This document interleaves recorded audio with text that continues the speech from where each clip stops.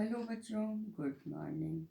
आज हम अपने पाठ में आगे का अध्ययन कर रहे हैं। हम लोगों का हिंदी काव्य सूर के पद में 7 पद खत्म हो चुके थे और 8वें पद की ओर हम आगे बढ़ेंगे। पदों में थोड़ा सा प्रसंग बदल जाता है। यहाँ प्रसंग है, उद्धव अब ब्रजवासियों को, ग्वालाओं को समझाने की कोशिश करते हैं कि भगवान कृष्ण को भूल करके ईश्वर में आराधना करो, अपना मन ईश्वर के प्रति लगाओ। तो उसी के उत्तर में यहाँ पर उद्धव को गोपियाँ क्या कहती हैं, ये प्रसंग है आपका। इसके प्रसंग से पहले आपको हर पद में प्रसंग से पहले संदर्भ लिखना पड़ता है और संदर्भ में 3 विशेषताएं होती हैं। पुस्तक का नाम, आपकी पुस्तक का नाम यूपी बोर्ड हिंदी है, और दूसरा नंबर होता है शीर्षक, और तीसरा होता है रचयिता का नाम। पूरे 3 वाक्यों में आप इसे बोल सकते हैं। प्रस्तुत पद्य खंड हमारी पाठ्य पुस्तक हिंदी के सूर के पद नामक शीर्षक से लिया गया है और इसके रचयिता सूरदास जी हैं। प्रसंग में आप दे दीजिए, जब उद्धव ईश्वर आराधना में मन लगाने के लिए गोपियों को समझाने की कोशिश करते हैं, तो उसके उत्तर में गोपियों का यह जवाब है जो हम आगे अध्ययन करेंगे। पद नंबर 8, वे कहती हैं, उद्धव मन न भय 10-20। वे उद्धव से कहती हैं, उद्धव ने कहा ईश्वर में आराधना करें, ईश्वर में मन लगाएं, अपना मन इधर उधर भटकने न दें। तो गोपियाँ कहती हैं, हे उद्धव, मेरा मन 10-20 नहीं है। एक हो तो सो गयो श्याम संग को अवराधे ईस। एक ही तो था जो श्याम भगवान कृष्ण के संग, उनके रथ पर ही, उनके साथ ही बैठ करके उन मथुरा चला गया है। अब हमारे पास बचा ही नहीं है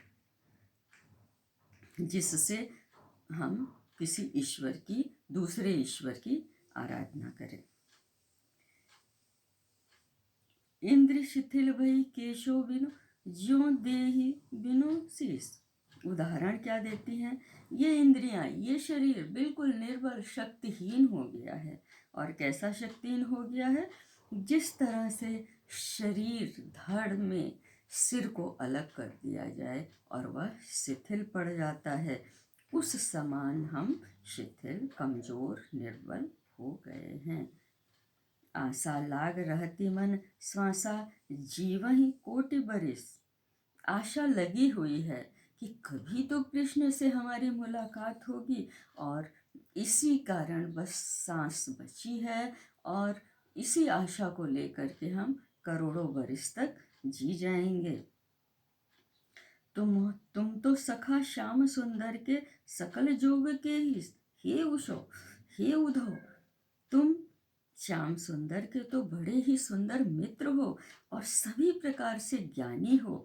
तुम्हें सब कुछ का करा सकते हो, हर जोग से तुम ज्ञाता हो। सुर हमारे नंदनंदन बिनु और नहीं जगदीश। और सूरदास कहते हैं, गोपियां कह रही हैं उद्धव से कि नंद नंदन, नंद के पुत्र अर्थात कृष्ण के बिना हम किसी और को ईश्वर नहीं मानते हैं, हम किसी और की आराधना नहीं करेंगे। ये बच्चों हमारा 9वां शुरू होगा। यहाँ प्रसंग है, अब गोपियाँ सुनते सुनते बिल्कुल खींच गई हैं और थोड़ा सा मीठी मीठी क्रोधित वाणी में झींचते हुए उद्धव से फिर कहती हैं, उद्धव जाओ, तुम्हें हम जाने। ये उद्धव, हम तुम्हें बहुत अच्छी तरह से समझ गए हैं। श्याम तुम्हें यहाँ कौन नहीं पठयो, तुम हो बीच भुलाने। अब हमको तो यही समझ में आ रहा है कि भगवान कृष्ण, श्याम ने तुमको यहाँ नहीं भेजा है, वो भेज ही नहीं सकते, वो हमसे दूर होने की बात कर ही नहीं सकते। तुम बस रास्ता भटक करके भूल करके यहाँ आ गए हो। ब्रज नारेन सो जोग कहत हो, बात कहत न लजाने। ब्रज की नारियां जो भगवान कृष्ण से ही सिर्फ प्रेम करती हैं, उनसे तुम जोग की बात सिखा रहे हो। यह बात बताते हुए तुम्हें जरा भी लज्जा नहीं आती है? तुम अच्छी तरह जानते हो हम लोग मात्र श्री कृष्ण से ही प्रेम करते हैं। बड़े लोग न विवेक तुम्हारे, ऐसे भय अयाने। तुम इतने बड़े अज्ञानी हो करके भी, तुम सब प्रकार से पूर्ण ज्ञानी होते हुए भी तुम किस तरह से अज्ञानियों की तरह बातें कर रहे हो। हम सौ कही लई हम सही कह, जे गुने ले सयाने। हमसे तो तुमने कह लिया, तुम्हारी ये बातें हमने सह लिया, लेकिन किसी अच्छे लोगों के सामने यह बात मत कहना। कहें अबला कह दशा दिगंबर, मष्ट करो पहचाने। जिस तरह से एक अबला अर्थात वस्त्रहीन नारी के लिए दिगंबर की बात कहते हुए तुम्हारी बुद्धि जरा भी नष्ट नहीं हो रही है, भ्रष्ट हो गई है, तुम वैसी बातें कर रहे हो। साच कहो तुमको अपनी सो, बूझती बात निदाने। अब वे थोड़ा सा संभल करके उद्धव से प्रश्न करते हैं कि तुम सच सच बताओ, क्या भगवान कृष्ण ने अपनी सौगंध दे करके, साच कहो तुमको अपनी सच सच बताओ, तुम अपनी सौगंध दे करके बजाओ। बूझती बात निदाने, इस बात का निदान तुम अपनी सौगंध दे करके सच सच बताओ। सूर्य श्याम जब तुम ही पठायो, तब न कहूँ मुस्काने। क्या तुमको यहाँ भगवान कृष्ण जब भेज रहे थे ये सारी बातें बताने के लिए, तो क्या उनके मुंह पे मुस्कुराहट थी? अर्थात उन्होंने मजाक में तो तुमसे नहीं कहा था। थोड़ा सा तुम अपने मन में इस पर विचार करो और फिर हम लोगों से बात करो। अब हम अगला 10वां पद शुरू करेंगे। उसी बीच यहाँ प्रसंग है, उसी बीच एक भौरा ऊपर से उड़ते हुए जाता है। गोपियाँ बिल्कुल थक चुकी हैं बातें करते करते। अब उन्होंने उद्धव का मजाक बनाते हुए उस भौरे को लक्ष्य बनाया है और उसी भौरे को लक्ष्य बनाते हुए, निशाना साधते हुए वे बातें भौरे से करती हैं। निर्गुण कौन देश को वासी, हे पक्षी तुम किस देश के रहने वाले हो। मधुकर कई समझाई सौ दे, बूझती साँच न हंसी।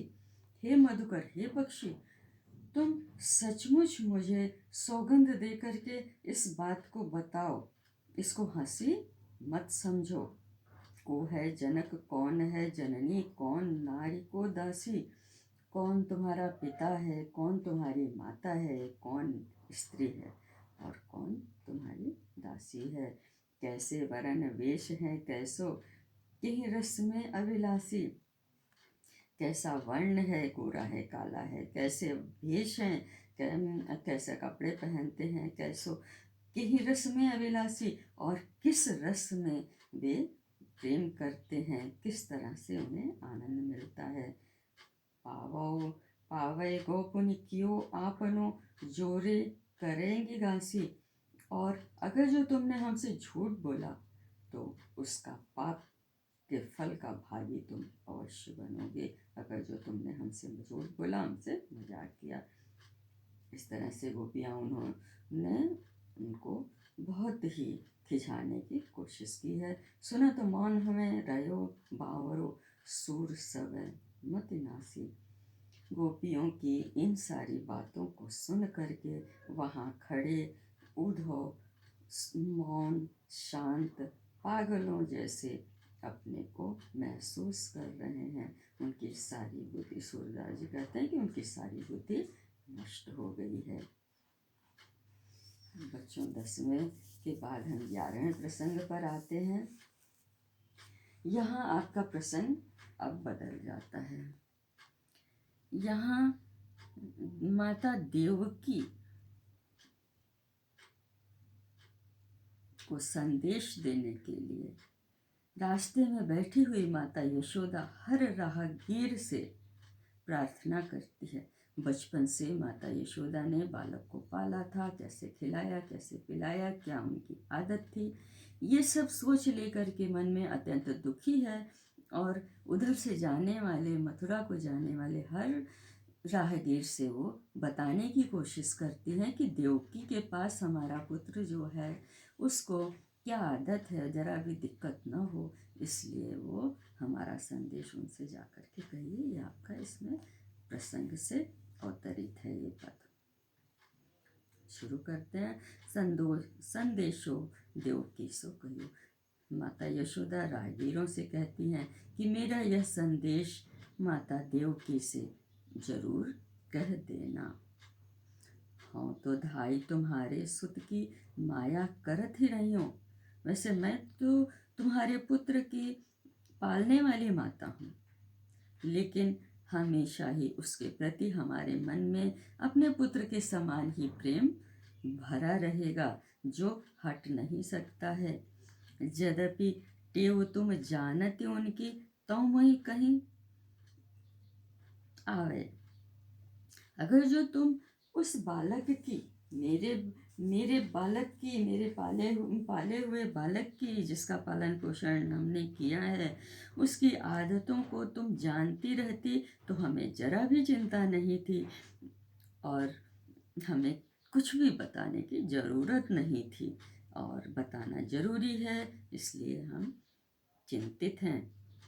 प्रात होत मेरे लाल लड़ैते, माखन रोटी भावे। सुबह होते ही मेरे पुत्र को मक्खन और रोटी अच्छा लगता था, जिसके लिए वो लड़ाई करता था। सुबह ही मेरे लाडले बेटे के लिए माखन रोटी अच्छा लगता था। तेल उबटनो अरु तातो जल, ताही देखी भजी जाते। और नहाने के लिए जब उनके सामने हम तेल उबटन ठंडा पानी रखते थे तो एक देखते ही वे वहाँ से भाग चलते थे। जोई जोई मांगत सोई सोई देती, क्रम क्रम करी कई नहाते। तो हम क्या करते थे, जो एक एक चीज वो मांगा करते थे क्रम से हम उनके सामने रखा करते थे और फिर वो नहाते थे। सूर पथिक सुन मेरी रैन दिन, बड़े रहत उर सोच।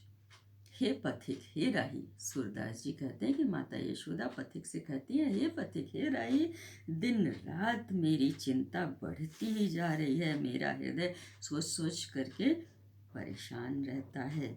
मेरो अलग लड़े तो मोहन, वह करत संकोच। मेरा लाडला बेटा मोहन वहाँ नई जगह जा करके इन आदतों का आदी है, वो कहने में संकोच करता होगा, कह नहीं पाता होगा। इसलिए हम तुम लोगों से माता देवकी के पास यह बातें बताना जरूरी समझते हैं। तुम ये सारी बातें, मेरा संदेश देवकी माता को अवश्य दे देना। हमारा पाठ खत्म होता है।